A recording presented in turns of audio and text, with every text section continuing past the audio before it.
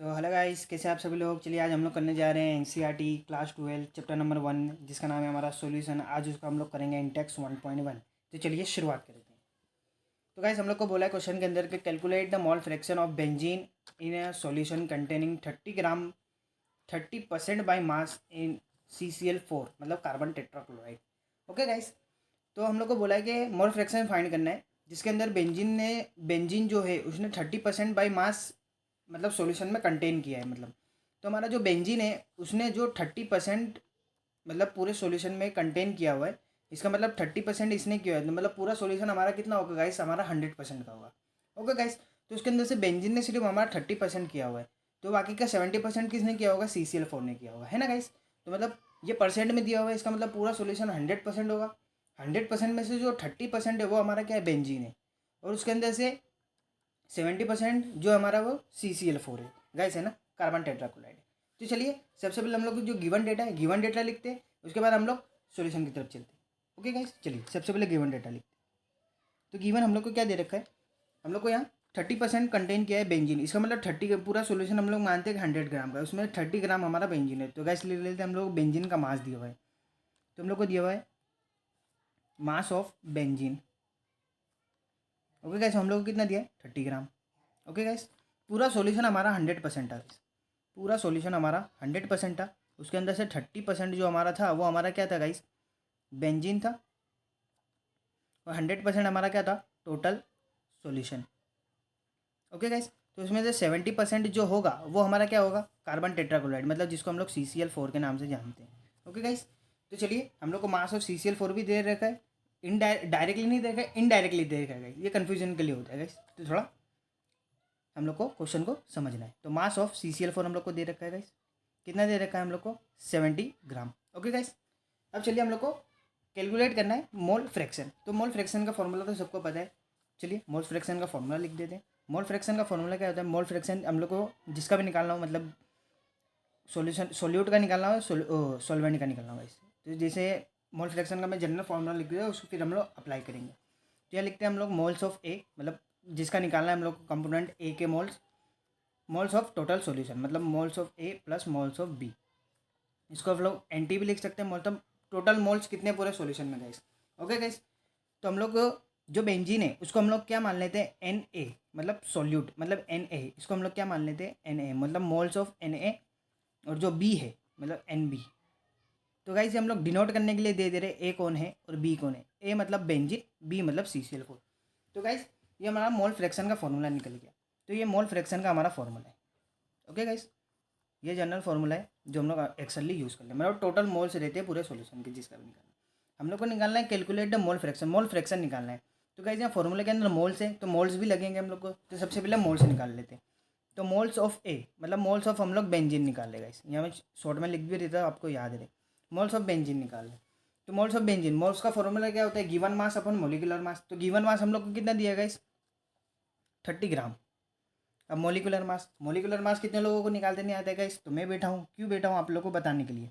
तो चलिए guys, benzene, जो बेंजीन होता है वो हमारा कुछ इस तरीके का दिखता है, ऑर्गेनिक कंपाउंड है गाइस, सबको पता है बेंजीन होता है। इसके अंदर इसका फॉर्मूला क्या होता है, C6H6। ओके गाइस, तो इसका मोलिकुलर मास निकालना है हम लोग को। तो मोलिकुलर मास निकालने के लिए हम लोग क्या करेंगे, जो कार्बन का वेट होता है वो हमारा कितना होता है, 12 होता है। तो हमारे पास यहाँ कितनी 6 कार्बन है, तो 6 कार्बन, उसका वेट कितना होता है, 2 है, प्लस हाइड्रोजन, हाइड्रोजन का वेट कितना होता है गाइस, 1 होता है हाइड्रोजन का वेट। तो हमारे पास कितनी हाइड्रोजन है, 6 हाइड्रोजन है, और हाइड्रोजन का वेट कितना होता है, 1 होता है गाइस। तो हाइड्रोजन का वेट कितना हो गया, 1। तो गाइस जब इसको मल्टीप्लाई करेंगे और एडिशन करेंगे तो मोलिकुलर मास ऑफ बेंजीन हमारा निकल के आ जाएगा गाइस 78। ओके गाइस, तो चलिए मोलिकुलर मास भी लिख लेते हैं 78।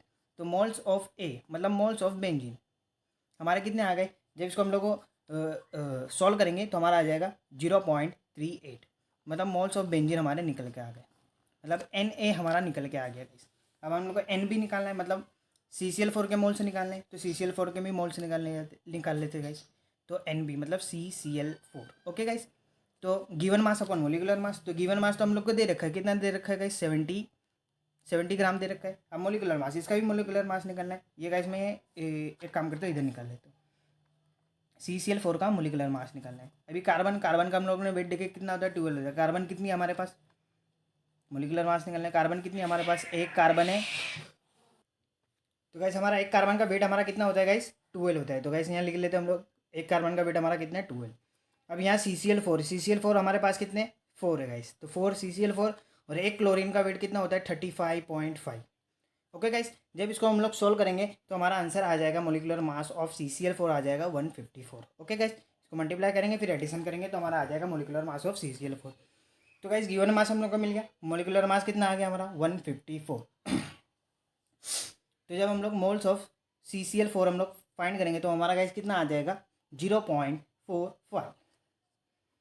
ओके गाइस, अब चलिए हम लोग को मोल्स तो मिल चुके हैं, अब सीधा मोल फ्रैक्शन निकालते गाइस। चलिए फॉर्मूले में पुट करते हैं सब वैल्यूज।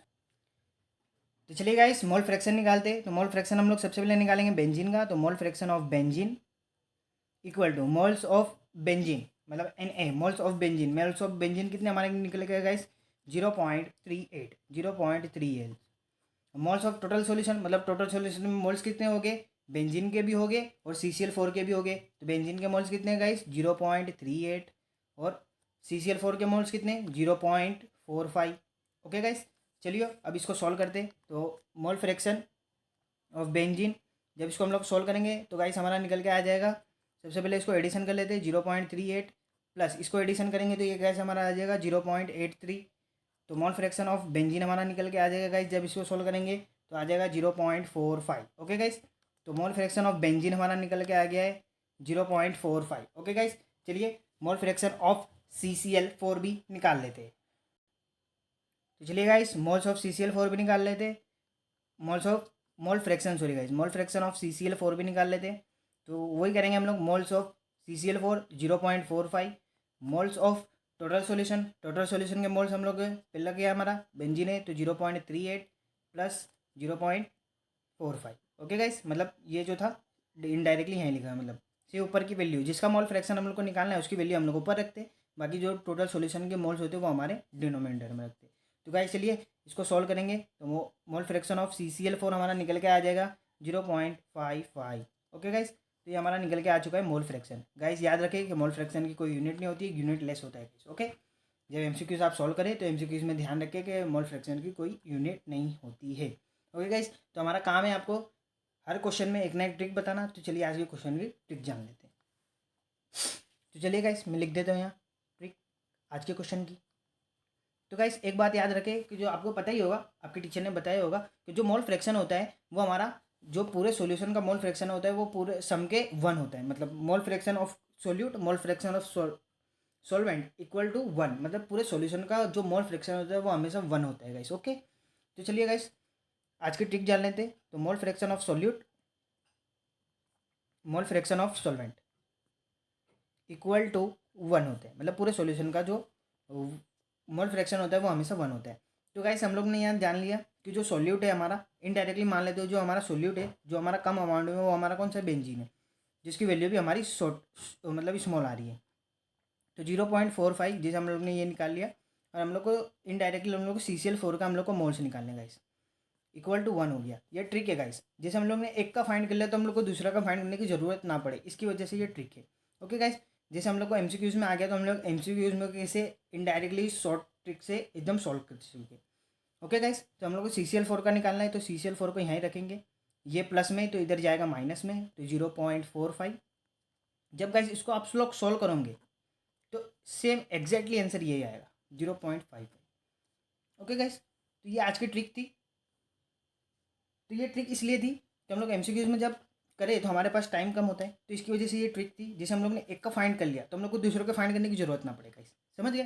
जैसे हम लोग ने एक का फाइंड कर लिया, जैसे इसका फाइंड कर लिया तो इसकी वैल्यू यहाँ रख दी, या इसका फाइंड कर लिया इसकी वैल्यू यहाँ रख दी, दोनों को सॉर्ट आउट करके एकदम ईजिली फाइंड हो जाएगा। तो उम्मीद करता हूँ आज का वीडियो आपको पसंद आया होगा। वीडियो पसंद आया तो वीडियो को लाइक करें, चैनल को सब्सक्राइब करें, अपने फ्रेंड लोगों के साथ शेयर करें। तो चलिए मिलते हैं अगली शानदार वीडियो में।